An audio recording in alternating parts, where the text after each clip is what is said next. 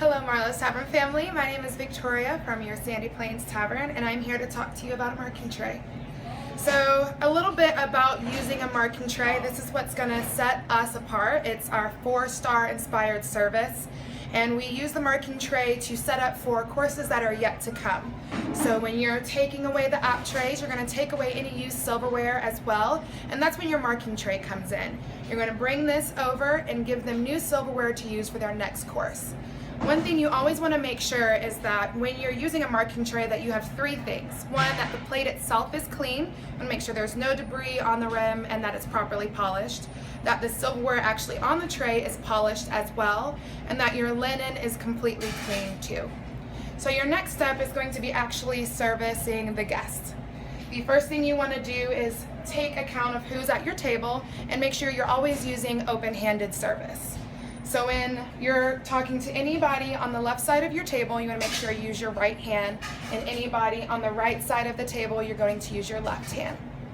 A couple of great quick pointers are going to be to make sure that your fork is on the left side and that your knife is on the right side.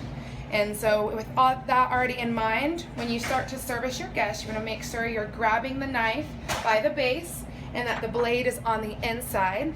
And same thing with your fork, that you're grabbing at the base and placing that on their left side. Now sometimes the guests will be too far to reach. Now when that happens, you still want to abide by the laws of fork on the left and knife on the right, but you can put them on the same side. So when you're placing the knife, blade will still be on the inside, but fork is going to be on the same side, still on the left side of the fork, of the knife.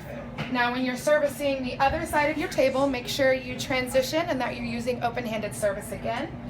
You're going to put your knife blade inside on their right side, and then fork will be on their left.